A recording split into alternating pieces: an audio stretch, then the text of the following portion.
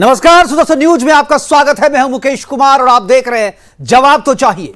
जवाब तो चाहिए में आज हम बात करेंगे जम्मू कश्मीर में सुरक्षा बलों और आतंकियों के बीच हो रही मुठभेड़ की।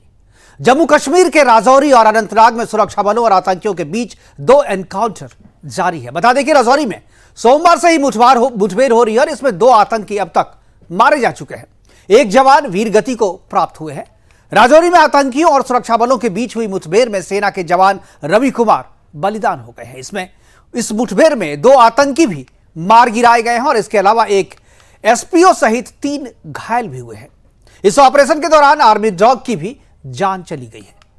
मंगलवार को रक्षा मंत्री Rajnath Singh border road organisation का उद्घाटन करने, एक कार्यक्रम का उद्घाटन करने के लिए वहां पर गए हुए थे और पिछले 2.5 साल में BRO यानी बॉर्डर रोड ऑर्गेनाइजेशन ने 205 परियोजनाएं पूरी की है और आज अब 90 और परियोजनाओं का उद्घाटन किया जा रहा है। लेकिन ध्यान देने वाली बात यह है कि जब भी देश रक्षा के क्षेत्र में विकास की बात करता है तब तक आतंकी देश के जाग जाते हैं। जो देश के दुश्मन हैं वो सक्रिय हो जाते हैं और अपने आतंकी मंसूबों को कामयाब करने के लिए सारी हदें पार कर देते हैं। सरकार लगातार कश्मीर घाटी में आतंकी की घटनाओं को रोकने के लिए सख्त कदम उठा रही है। इंटेलिजेंस ग्रिड को बढ़ाया जा रहा है, मजबूत किया जा रहा है, आतंकियों के खिलाफ प्रोएक्टिव ऑपरेशन किया जा रहा है। लेकिन बावजूद इसके आतंकी बार बार घटना को अंजाम देने की कोशिश में लगे रहते हैं। लेकिन सवाल यह है कि आखिर अपने ही देश में कौन है जिसकी मदद से आतंकियों के हौसले बुलंद हैं। जम्मू कश्मीर में लगातार बढ़ते आतंकवाद के पीछे आखिर कौन है इसका मुख्य जिम्मेदार, इस पर भी चर्चा करेंगे। आखिर कौन है वो लोग जो इस इस्लामिक आतंकवाद को बढ़ावा दे रहे हैं, इस पर भी चर्चा करेंगे। और चर्चा को आगे बढ़ाने के लिए हमारे साथ कुछ मेहमान भी जुड़ेंगे, उनसे भी आपका परिचय करवाएंगे। लेकिन पहले एक रिपोर्ट देखते हैं जो कि इस एनकाउंटर पे हमने तैयार की है। उस रिपोर्ट को देखने के बाद मेहमानों से आपका परिचय करवाएंगे, फिर चर्चा की शुरुआत करेंगे।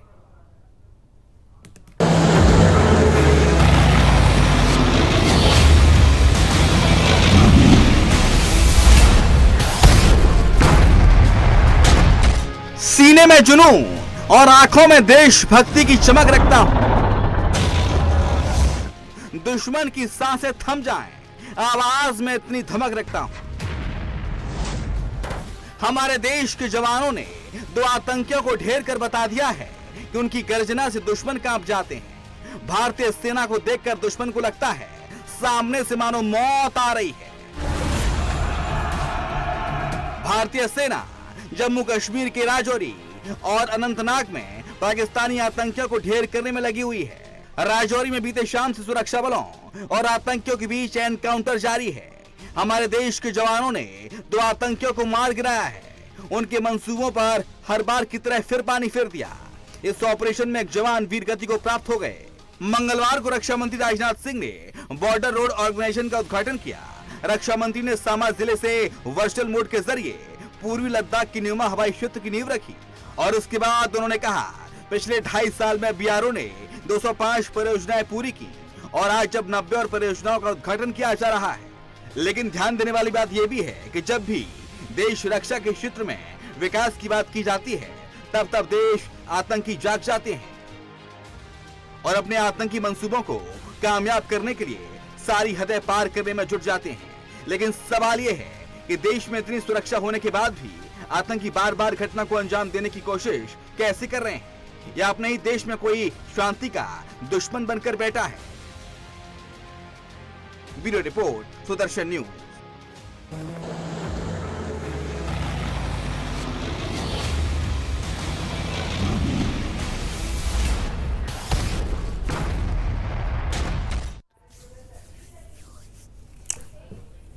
कौन है जो कश्मीर घाटी में शांति बनते देखना नहीं चाहते? कौन है जो इस शांति में अशांति का भंग डालना चाहते हैं? और कौन है वो लोग जो यहां पर आतंक को फैला रहे हैं, आतंक को प्रश्रय दे रहे हैं? और जब भी सामान्य हालात बनने लगते हैं तो वहां पर वो लोग सक्रिय हो जाते हैं और आतंकियों को फिर से जो है एक अपना मंसूबा पूरा करने का माहौल तैयार करा देते हैं। हमारे साथ कुछ मेहमान जुड़ गए, उनसे आपका मैं परिचय करवा दूं। रणवीर सिंह पठानिया हैं, बीजेपी के प्रवक्ता है। लेफ्टिनेंट कर्नल JS सोढ़ी जी है, लेफ्टिनेंट कर्नल हैं, रक्षा विशेषज्ञ के तौर पर हमारे साथ जुड़े हैं। संदीप त्रिपाठी, नेता कांग्रेस है, जो हमारे साथ जुड़ेंगे।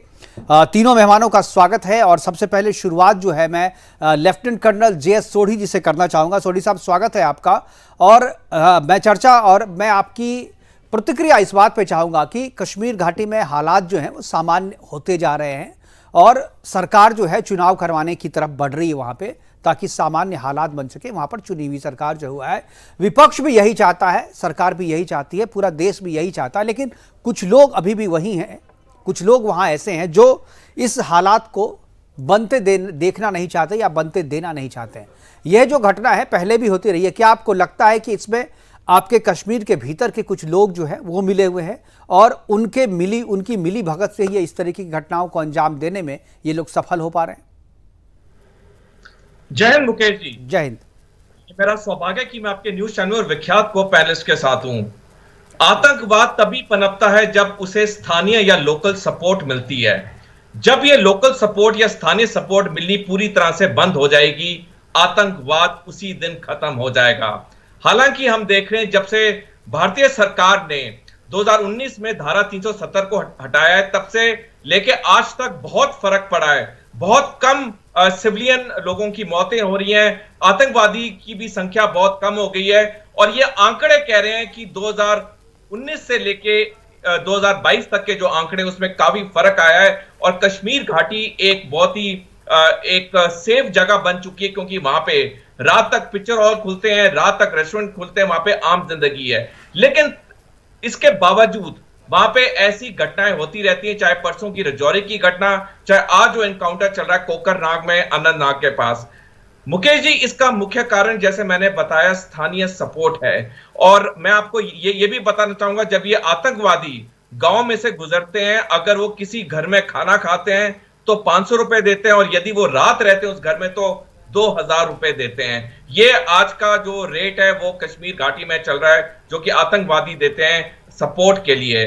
तो जब तक ये स्थानीय सपोर्ट खत्म नहीं होगा, कश्मीर घाटी में पूरी तरह से आतंकवाद खत्म होना मुश्किल है। बिल्कुल सही कहा आपने। जब तक लोकल सपोर्ट नहीं बंद होगा, तब तक पूरी तरह से इस आतंकवाद पे जो है काबू पाया नहीं जा सकता है। पठानिया जी हमारे साथ हैं, रणवीर पठानिया जी। पठानिया जी, क्या आपको लग रहा है कि जो हालात है वहाँ पर और जिस तरीके से मुठभेड़ चल रही है, सुरक्षा बल तो काफ़ी अच्छा काम कर रहे हैं वहाँ पे और लगातार वहाँ पर आतंकियों को पकड़ा भी जा रहा है, मुठभेड़ में ढेर भी किया जा रहा है, लेकिन जवान भी बलिदान हो रहे हैं, वो भी वीर गति को प्राप्त हो रहे हैं। स्थानीय सपोर्ट के बारे में ये कहा जा रहा है कि अभी तक जो है वो चीज़ें खत्म नहीं हुई है। क्या आपको लगता है कि माहौल वहां पर बहुत जल्द जो है सामान्य होगा? अब और कितना समय लगेगा माहौल को सामान्य होने में, चुनाव के हालात तक पहुंचने में? तो आप मेरे जितने भी फेलो पैनलिस्ट हैं सबको प्रणाम, सत श्री अकाल, नमस्कार, आदाब। नमस्कार। जो आपके शो को लाइव देख रहे हैं उनको भी नमस्कार मेरी ओर से जी। देखें, चूंकि जम्मू कश्मीर का रहने वाला हूँ, भारतीय जनता पार्टी का प्रवक्ता तो हूँ, विधायक भी हूँ, अधिवक्ता भी हूँ, प्रैक्टिस भी करता हूँ, तो थोड़ा सा हालात का एक फर्स्ट हैंड एक इंफॉर्मेशन एक जरूर रहता है। जम्मू कश्मीर में इसमें कोई छुपाने वाली बात नहीं। ये नहीं को भारतीय जनता पार्टी कहती है या केंद्र सरकार या एलजी प्रशासन कहता है, ये सेंट्रली जिसे कहते हैं बल्कि इंटरनेशनली एक्सेप्टेड फैक्ट है कि जम्मू कश्मीर में फिजा और जम्मू कश्मीर का जो सिक्योरिटी सिनेरियो उसमें बहुत एक ड्रास्टिक एक सी चेंज आया है। उसमें सबसे पहले जैसे आपने लोकल सपोर्ट की ही बात की कि देखें, पूरे देश ने अपने दिल पे पत्थर रख के एक मुस्लिम मेजॉरिटी स्टेट को स्पेशल स्टेटस, मैं नहीं जाऊंगा इसमें कांग्रेस ने दिया, फलाने ने दिया, लेकिन पूरे देश ने दिया। लेकिन उस धारा 370 वाले स्टेप को कहीं ना कहीं कहा गया कि शायद ये को मूंगफलियों या रेवड़ियों के बराबर को कीमत है भारत के साथ विलय करने की, और इसी से अराजकता की मानसिकता। मैं जब विधायक था तो मैंने आंकड़ों के साथ विधानसभा के पटल पर बात की कि जो ग्रांटेड एड उत्तर प्रदेश से ज्यादा जम्मू कश्मीर में भारत सरकार ने दी, कहां उत्तर प्रदेश और कहां जम्मू कश्मीर। लेकिन एक मानसिकता जो थी, एक अलगाववाद वाली मानसिकता थी, भारत के खिलाफ बुरा और भला और बुरा कहना, एक आतंकवाद को प्रमोट करना, अपना भारतीय होने पे भी जिसे कहते हैं एक शक रखना, जोर से बात नहीं कर पाना, डरना, भारतीय की बात करेंगे, नारा लगाएंगे, तिरंगा लगाएंगे अगर तो परेशानी होगी। लेकिन आज वो मानसिकता खत्म है, वो धारा 370 वाला माहौल भी खत्म है और जम्मू कश्मीर में बहुत कंसिडरेबल जिसे कहते हैं चेंज आया है। भारत सरकार ने जो zero tolerance towards terrorism Bharat सरकार की जो रीति और नीति है, और उन सबके साथ जो सिक्योरिटी फोर्सेस का एक बढ़ता एक मोरल है, बहुत जल्दी जम्मू कश्मीर जीरो मिलिटेंसी प्रांत होगा, ये बात हमें मान के चलना चाहिए। और ये जो छिटपुट घटनाएं हैं, देखें, we should be practical also. जो जख्म कई दशकों से जिसे कहते हैं जम्मू कश्मीर को खराब कर रहे हैं, जम्मू कश्मीर के नागरिक भी और जिसे कहते हैं अंतर्राष्ट्रीय समुदाय भी और देश भर के लोग भी कृपा करके इसे ध्यान में रखें कि 60-70 वर्ष से पाकिस्तान यहाँ पे हालात खराब करता रहा है और उनके हैंडलर्स, उनके ओजीडब्ल्यूज, उनका नेटवर्क यहाँ पे वो तो है। अब ठीक है, हमने उसे स्मैश करके उखाड़ के बाहर फेंक दिया, लेकिन फिर भी छोटी छोटी शरारत या छोटी हिमाकत करने में कई बार वो कामयाब होते हैं। लेकिन उससे ये कहीं मैसेज ना जाए कि जम्मू कश्मीर में all is not well. Jammu Kashmir में ऑल इज वेल।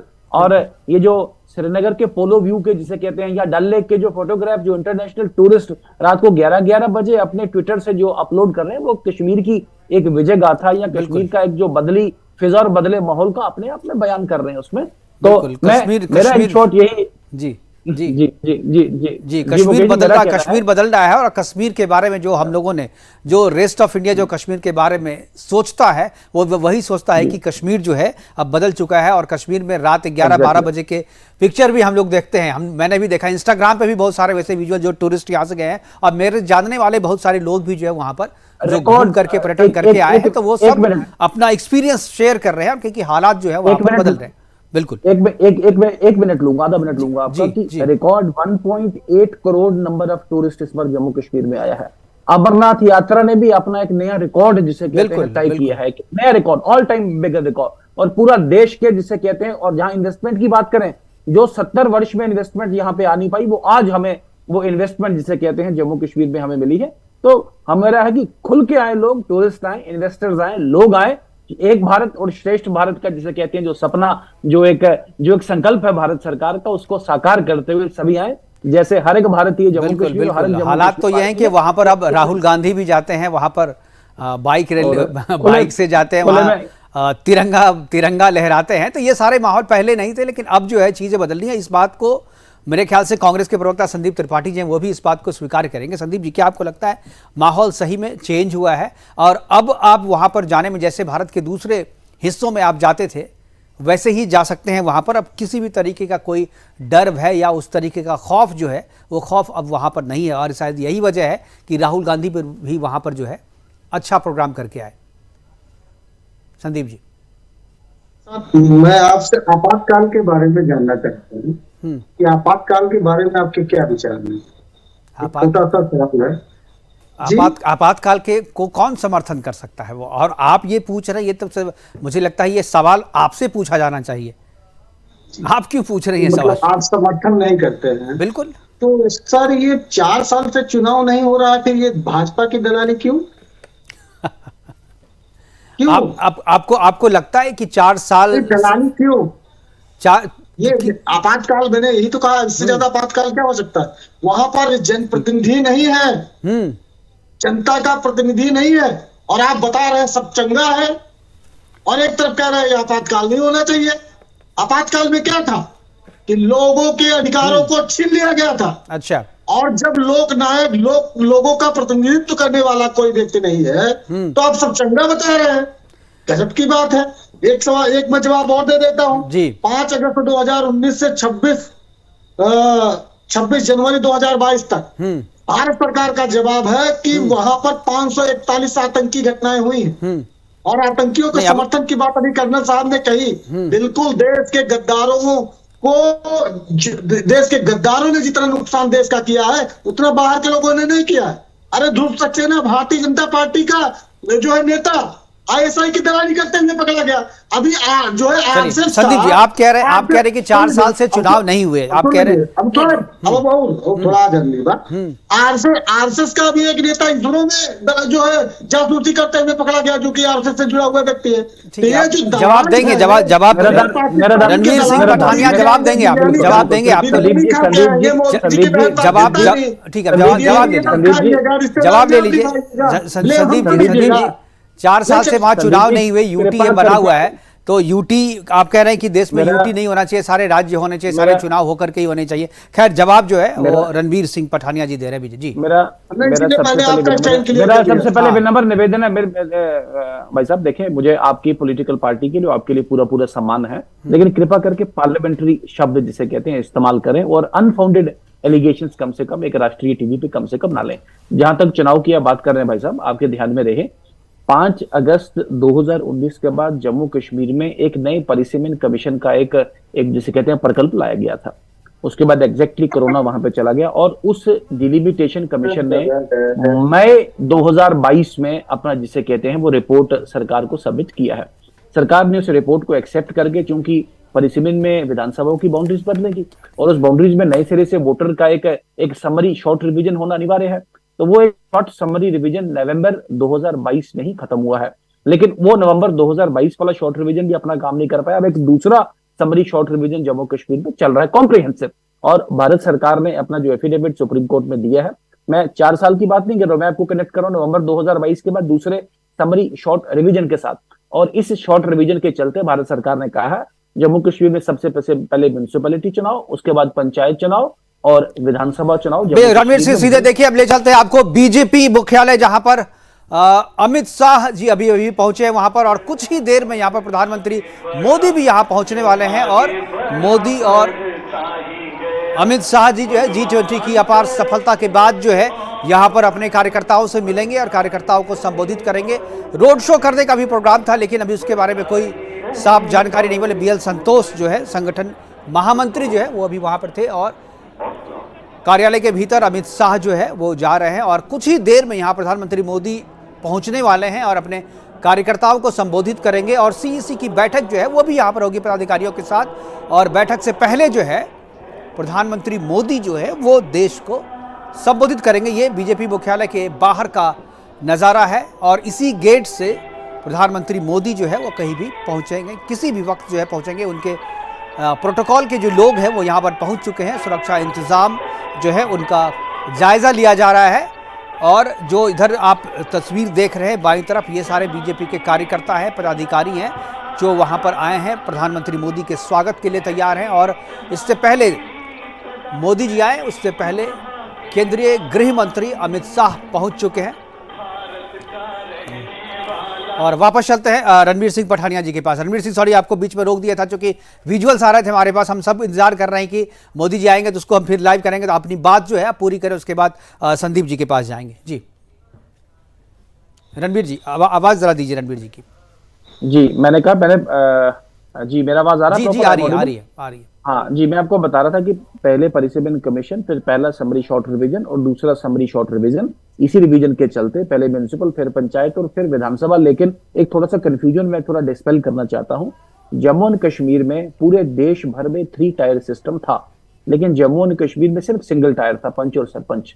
लेकिन आज जम्मू कश्मीर में पहले ब्लॉक परिषद और फिर जिला परिषद के चुनाव। ऐसा नहीं जम्मू कश्मीर में कोई चुनाव प्रतिनिधि नहीं है अभी, पूरा 3 टायर सिस्टम इस परिसीमन प्रक्रिया के दौरान वो पूरा 3 टायर सिस्टम जम्मू कश्मीर में खड़ा किया गया है उसमें। और वो चुने हुए प्रतिनिधि, चाहे वो म्युनिसिपैलिटी में, चाहे वो पंचायत वाले, जिला पंचायत, ब्लॉक पंचायत और जिसे कहते हैं ग्राम पंचायत, ये तीनों पंचायत लोगों के विकास में एक नई गाथा जम्मू कश्मीर में लिख रहे हैं। लेकिन ध्यान रहे कृपा करके सबसे कि इन्हें जम्मू कश्मीर को अगर देश से आप अगर डेमोक्रेसी और इमरजेंसी आपातकाल की बात करते हैं, मैं सवाल पूछना चाहता हूं आपको। पूरे देश में राइट टू फूड था, जम्मू कश्मीर में नहीं था, लेकिन अब है।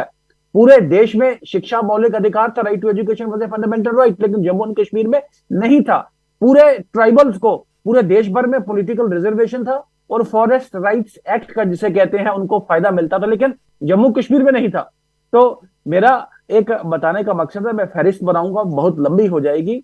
वो कानून, वो प्रावधान, वो व्यवस्था जो जम्मू कश्मीर के लोगों के लिए फायदेमंद हो सकती थी, वो 5 अगस्त 2019 से पहले उन लोगों ने, जो आज प्रजातंत्र की बात करते हैं, आपने रोक के रखी थी। लेकिन आज वो सारी व्यवस्थाएं, सारे प्रकल्प, सारे जिसे कहते हैं विकल्प जम्मू कश्मीर के लोगों के लिए अवेलेबल है। जम्मू एंड कश्मीर ने एक आजाद फिजा में सांस ली है। हम सब मिलके इस नई जिसे कहते हैं जम्मू कश्मीर की विकास गाथा का, जम्मू कश्मीर, एक नए जम्मू कश्मीर की नींव रखें और हम सब इसमें कंट्रीब्यूट करें।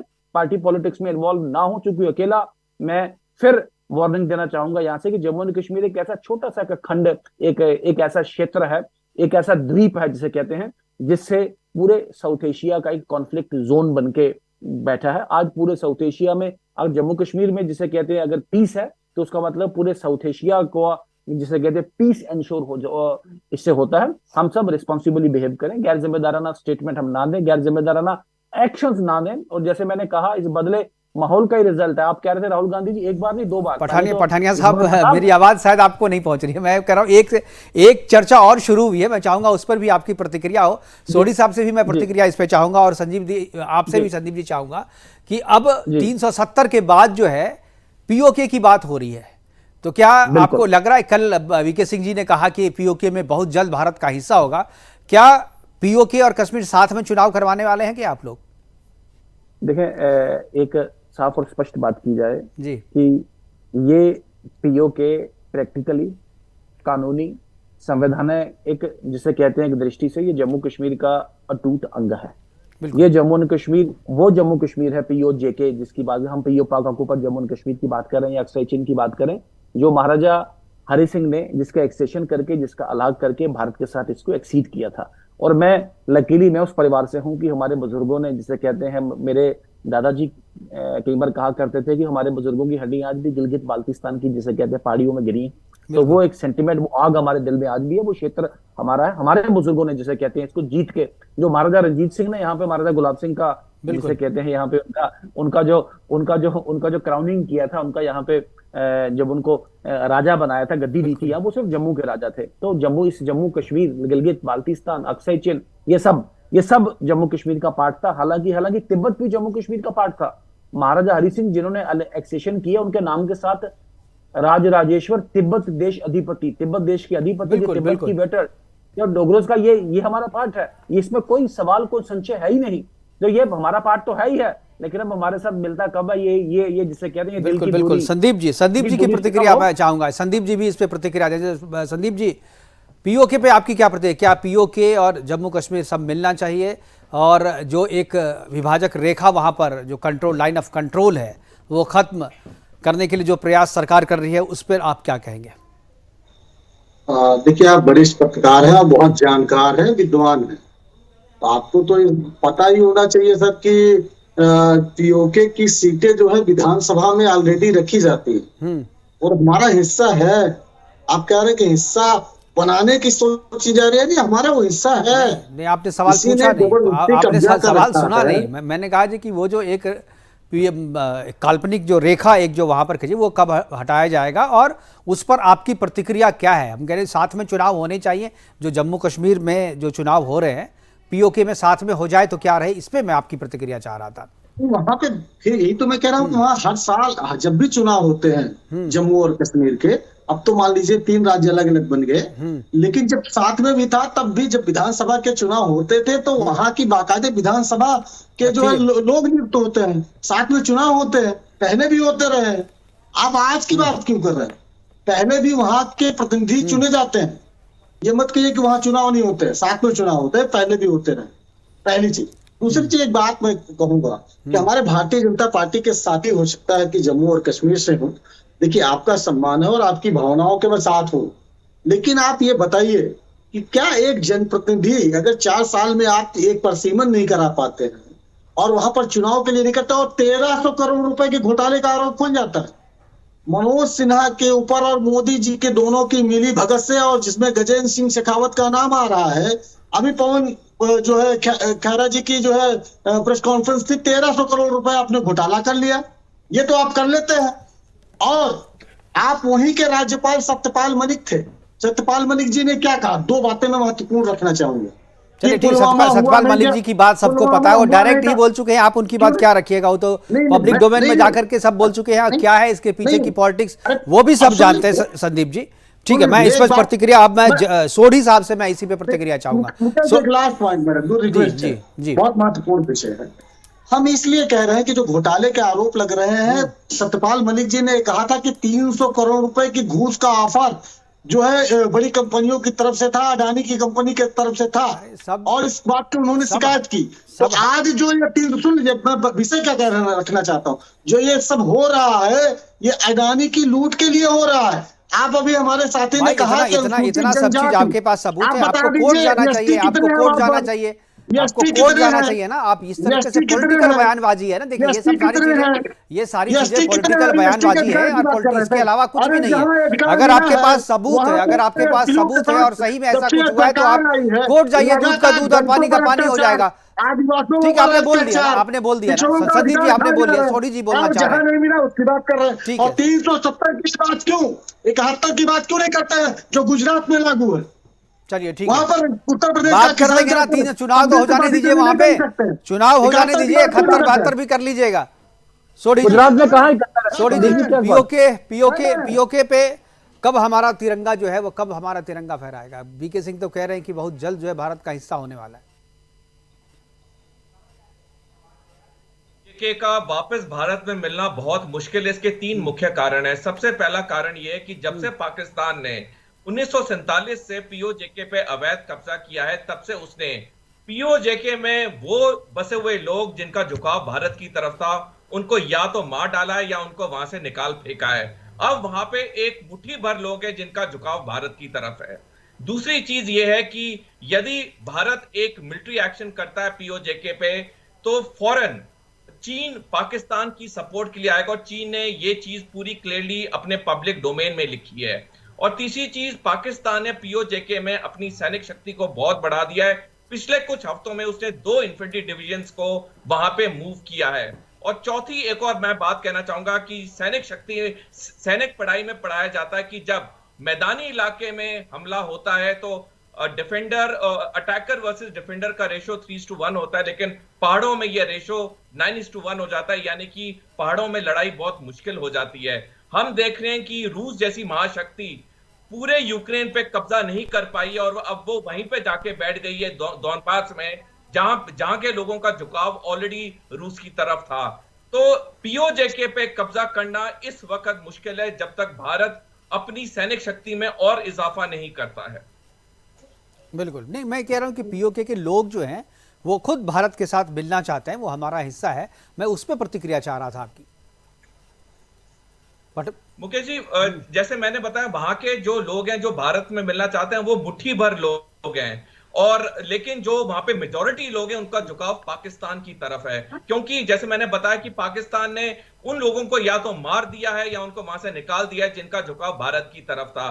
तो अब ये चीज मुश्किल है जब तक भारत 3 चीजों में अपनी सैनिक शक्ति नहीं बढ़ाता है, वो है cyber warfare, electromagnetic spectrum warfare और स्पेस वॉरफेयर। ठीक है, पठानिया साहब क्या सहमत हैं सोडी साहब की बात से आप? जी मुकेश जी, ठीक है। सोडी साहब का एक अपना व्यू पॉइंट होगा जी। पाकिस्तान अपने एक जिसे कहते हैं इंटरनल डिस्टर्बेंसेस से जूझ रहा है। वहां पे बलोची सेंटीमेंट एक पार्ट, सिंधी सेंटीमेंट एक पार्ट, और पश्तूनी सेंटीमेंट एक पार्ट, और कश्मीरी सेंटीमेंट एक पार्ट। कोई ह्यूमन राइट्स नहीं है पाक अधिकृत जम्मू एंड कश्मीर में। वो लोग गलती उस दिन को कोसते हैं, वो लोग, क्योंकि वो लोग वो हैं कि जिनके रिश्तेदार बॉर्डर के इस पार हैं और उनके साथ उनका परस्पर जिसे कहते हैं संपर्क, हालांकि वैध तरीके से तो संपर्क करना बड़ा मुश्किल है, लेकिन आजकल सोशल मीडिया के जमाने से जो इंटरेक्शन वहां पे चलता है वो लोग बिल्कुल तंग है, और वो लोग आजाद भारत और जिसे कहते हैं एक आजाद जम्मू एंड कश्मीर का पार्ट बनना चाहते हैं। भारत में जो डेमोक्रेसी का एक गारंटी है, भारत में जो एक फंडामेंटल राइट्स है, मौलिक अधिकार, अभी पिछले दिनों तक तो उनको फुल वोटिंग राइट्स भी नहीं दिया गया था वहां पे। वहां की जो सैनिटरी कंडीशन डेवलपमेंट के लिए वो आज भी 47 से पहले एक स्टोन एज में रह रहे हैं। There is no point. मुझे लगता है कि भारत अगर वहां पे मिलिट्री एक्शन या किसी भी या डिप्लोमेटिक एक्शन से उस पार्ट का उस विषय को जिसे कहते हैं भारत का पार्ट अगर बनाएगा, वो लोग बिल्कुल रेडिली भारत का पार्ट हो गए। हमारे ही भाई हैं, हमारे ही जिसे कहते हैं परिवार के सगे संबंधी हैं, और वो जिसे कहते हैं वो ईस्ट जर्मनी और वेस्ट जर्मनी की दीवार टूटी और फिर वो इमोशनल जिसे कहते हैं आपको साइंस देखने पे, इससे पहले भी चक्काना बाग वगैरह आज से 10-12 वर्ष पहले जब अटल जी की सरकार थी तब भी वो एक जिसे कहते हैं ये दिल से दिल की दूरी दूर करने की बात की गई थी वहां पर। उसका बड़ा एक हिस्टोरिक एक उसका एक रिजल्ट रहे थे। आज भी मेरा मानना है कि ये एक्शन अगर भारत ले, भारत को बिल्कुल लोगों का वहां पे सपोर्ट मिलेगा, सस्टेनेंस मिलेगा। एक साजिश के तहत, इफ यू गो टू 1947, एक प्लान्ड प्रोग्राम के तहत भारत सरकार को मिसलीड करके उस क्षेत्र को काटा गया। वरना जिस स्पीड से भारत सरकार की फोर्सेस पहले श्रीनगर एयरपोर्ट, फिर बारामूला, फिर अनंतनाग, सबको कवालियों से फ्री किया। मुझे लगता नहीं 10-12 दिन सारे लगने थे, वो सारा क्षेत्र हमारा पार्ट बन जाना। बिल्कुल ऑक्सीजन हमारा पार्ट बनना था। रोकना चाहूंगा आपको, समय इजाजत नहीं दे रहा है, बार बार प्रोग्राम को वाइंड अप करने का इशारा किया जा रहा है मेरे साथ। हमारे साथ जुड़ने के लिए पठानिया साहब आपका, सोढ़ी जी आपका और संदीप त्रिपाठी जी आपका बहुत बहुत धन्यवाद। आप जुड़े और अपनी अपनी बातें हमारे साथ साझा की। लेकिन जाने से पहले जनरल द्विवेदी, जो कि घाटी में जो अभी मुठभेड़ चल रहा है जिसमें कि 2 आतंकी जो हैं वो ढेर हो गए हैं, उस पर क्या कहना है जनरल द्विवेदी का, वो एक बार मैं आखिरी में सुनाते चलता हूं और उसके बाद मैं प्रोग्राम को वाइंड अप करूंगा। एक बार सुनते हैं द्विवेदी जी ने क्या कहा। सबसे बड़ी चीज यही है, इंसान हो या जानवर हो, हमारे में जो एक अपनापन आता है और जो एक हमारा आपसी तालमेल है वो हमेशा बना रहता है। इसीलिए जो भी हमारे कैंट की जैसे आप बात कर रहे हैं, इसने अपनी पूरी जी जान लगाई और ये यकीन किया कि जो उनके हैंडलर थे उनको वो बचा सकें, और इसीलिए वो सबसे पहले आगे गए और उन्होंने टेररिस्ट के ऊपर अटैक किया। पाकिस्तान अपनी तरफ से काफी कोशिश कर रहा है फॉरेन टेररिस्ट को यहाँ भेजने के लिए, ताकि हमारे जो भीतरी हालात हैं, अंदरूनी हालात हैं, उसमें किसी प्रकार की वो रुकावट पैदा कर सके। क्योंकि जो हमारी उन्नति हो रही है जम्मू कश्मीर में, अगर आप देखें 2022 में 1.88 करोड़ यहाँ पर हमारे पास टूरिस्ट आए थे। इस साल जो हमारा कोशिश है कि 2.25 करोड़ तकरीबन टूरिस्ट आने का हमारा सोच विचार है। तो इस चीज को रोकने के लिए वो हर हालत में कोशिश कर रहा है और हम उसे किसी हालत में कामयाब नहीं। तो घाटी में हालात जो हैं सामान्य होते जा रहे हैं और यही चीज जो है वो पाकिस्तान को और सीमा पार जो आतंकी संगठन है वो उसको पच नहीं रहा है। यही बात उन्हें अच्छी नहीं लग रही और इसीलिए गाहे बगाहे समय पड़ने पर और जब भी मौका मिलता है यहां पर फिर से वो अशांति फैलाने की कोशिश कर रहे हैं। लेकिन भारत के जो सुरक्षा बल है वो इस कोशिश को कामयाब कभी नहीं होने देंगे। फिलहाल अभी के लिए इतना ही, दीजिए इजाजत, नमस्कार।